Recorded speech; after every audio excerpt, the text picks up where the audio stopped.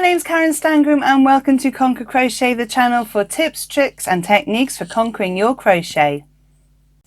If you're new here, please consider subscribing and hit the notification bell to make sure you're notified when a new video goes live. I post new videos every single week on a Sunday at 2 p.m. Greenwich Mean Time. In today's video, I'm going to be showing you how to join your granny squares together using crochet. Last week's video I showed you how to join them using stitches, and I'll put a link in the cards up here so that you can go back and compare the two different methods. I'd be really interested to know in the comments which method you prefer, so you can just give me crochet or sew, whichever you prefer, or depends on what your project is. So if you're excited to get going, give me a thumbs up and let's do this. Okay, so we're going to need some granny squares, and we're going to need our crochet hook, a needle for sewing in our ends, and a pair of scissors for cutting off those ends. Okay, so for this one I'm going to be using a contrasting yarn just so you can see the stitches. Ordinarily you'll be using the same colour yarn so that you can't see where the stitches join up the granny squares. So we need to have our granny squares facing the same way, so these are both the right sides. If I just flip this one over for you to see, that's how the wrong side looks. It's slightly flatter, whereas on the right side you get more of the bumps and you can see the stitches. It doesn't quite look as tidy on the back, I don't think. So we have our right sides here, so I'm going to fold my right sides together so the right sides are facing. I'm then going to make a slip knot,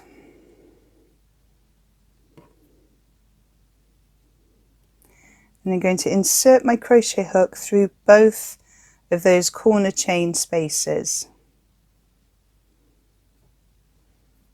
Tighten up my slip knot, and I'm going to chain one. Now we're going to be going into both loops on each of these chains here on both sides, so on the front granny square and on the back granny square. So I still have one chain here, so the slip knot I've done sort of counts as the second chain. So we've got 1, 2, 3. I'm going to go through that first chain, or the third chain if you like, and I'm going to do a double crochet, single crochet if you're using US terminology. You need to insert under both the loops on the first granny square and under both loops on the second granny square, and make your single crochet or your double crochet. Double crochet,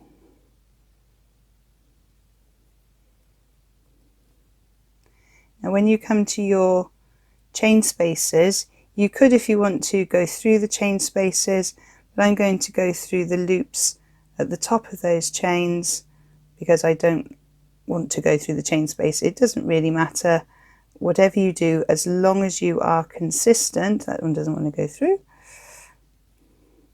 with your stitches, then that's absolutely fine.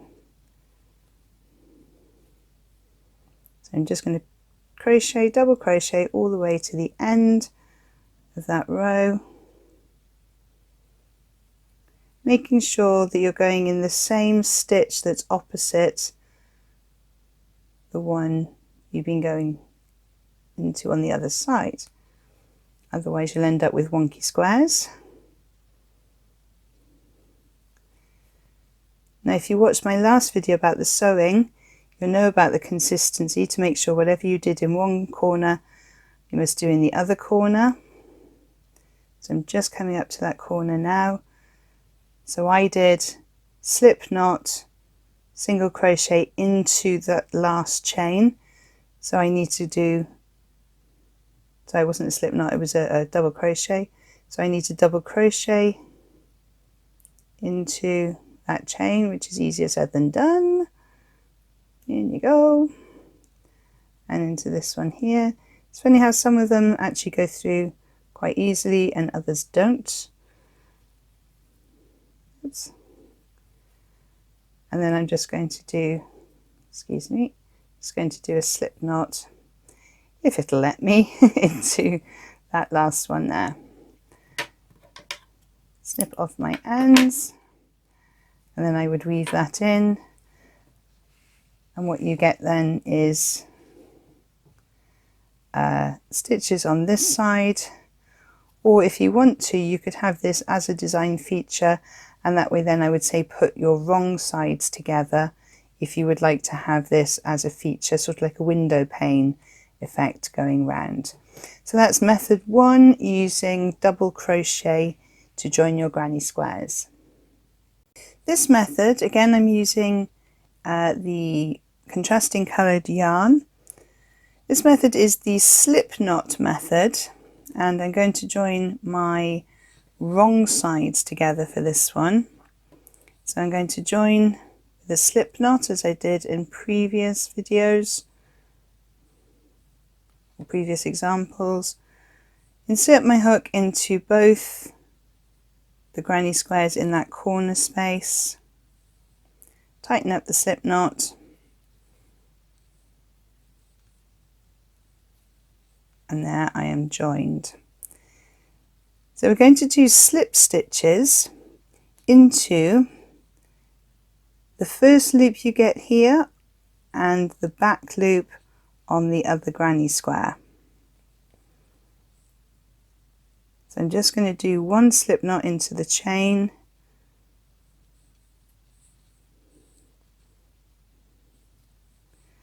okay, so I'm going into this first stitch here out of the 2, and then on the next granny square I'm going to go into the back stitch, yarn over, pull through the 2 stitches and through the loop. So again, I'm going through the first stitch on the first granny square, I'm going through the back stitch on the second granny square, yarn over, pull through the 2 loops and through the one on your hook. And we do this all the way down to the end. When you come to your space, you can do the same thing with the chain stitches. Do the front one and the back one. Front loop, back loop, yarn over, pull through the 2, front loop, back loop, yarn over, pull through the 2,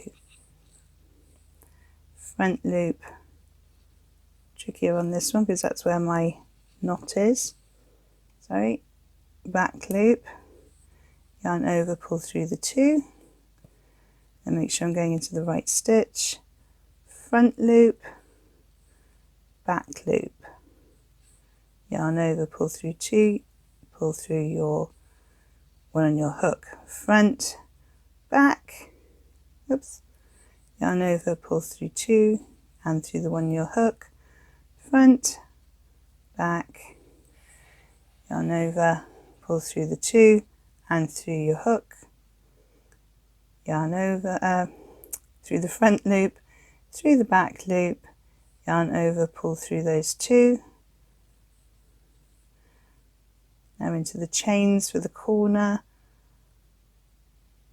front loop, back loop, yarn over, pull through those 2, and then because we did slip knot, stitch into that first chain, we've done our stitch into our first chain, so we can just go into the chain space, yarn over, pull through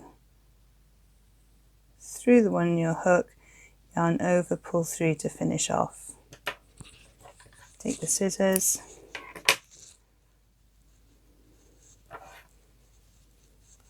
open it out, and you have nothing on one side, but if you want it as a design feature, you get this lovely ridge with the stitching on both sides there. So quite a nice feature if you want it there, but if, as I did the wrong sides together, will give you the ridge. If you want to put the right sides together, then you would end up with virtually nothing other than those ones in the chain space at the beginning. And actually, if you did those through the chains rather than through the chain space, you would end up with not being able to see any of that stitching at all, unless obviously you pull it aside. Okay, so that is the slip stitch method. So for this method, I'm going to be making a mesh effect between the two granny squares.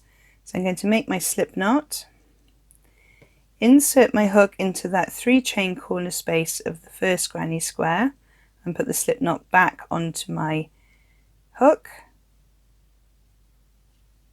make my first stitch and chain 2. Then I'm going to pick up my second granny square and I'm going to make a treble.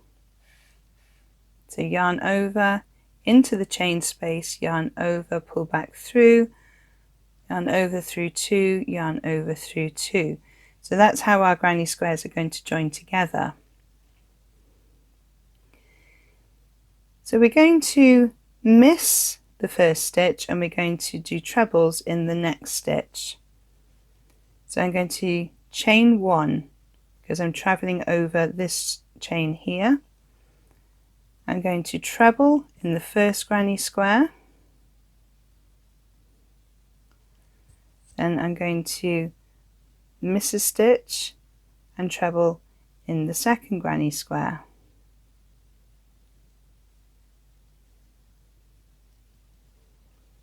Going to chain 1. Going to miss a stitch.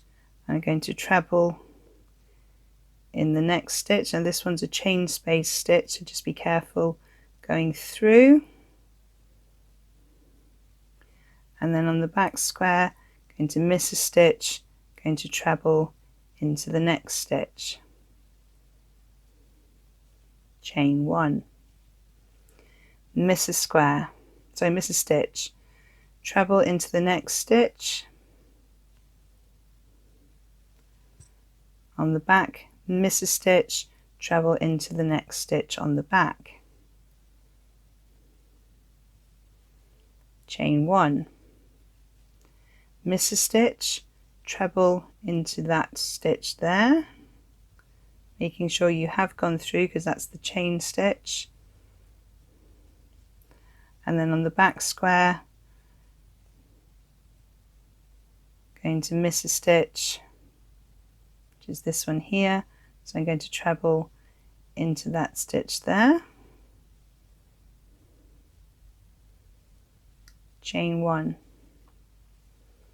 Miss a stitch, go into the next stitch. And on the back, miss a stitch, go into the next chain stitch. Missing, going into.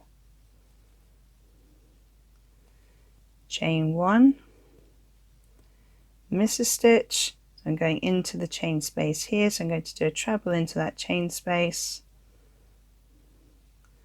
Likewise on the back, miss a stitch, treble into that chain space. And you end up with a nice mesh effect to join up your granny squares. Here you can just tie off the end as you wish. Obviously, if you have more granny squares, you can just keep going. As I've said previously, I would join all of my shorter ends together and keep going with the shorter ends of the granny squares. Then I would work along the lengths in one go, rather than trying to join a square here, then a square here, then a square here, and a square here. Do all the short lengths, then do all the long lengths. Okay, so that is the mesh method. So that's how to crochet together your granny squares. So if you have any other suggestions of videos you'd like me to make, please put them in the comments below, and also let me know, do you prefer to crochet together your granny squares or do you prefer to sew together your granny squares? I'd be really interested to know. Don't forget, you can go back and watch this video as many times as you need to. You can pause. There's also the option to do a slow motion part of the video, If you go onto my Facebook page, Facebook group, there's a little video there showing you how you can slow down YouTube videos if there's particular parts that you need to have a look at in more detail. If you get stuck on anything, don't forget you can come into the Conquer Crochet community group, which is on Facebook, and we will be there to help you answer your questions. We try to answer as many as we can. If not, I will make a video for it and then your question will be answered that way. Next time I'm going to be showing you how you can join your granny squares using the join along method, but until then I have 2 more videos for you to have a look at here. So these videos will help you on your crochet journal, and if you haven't done so already, please consider subscribing by clicking on my face and hitting the notification bell so you don't miss a single stitch. Thank you very much for joining me today and happy hooking!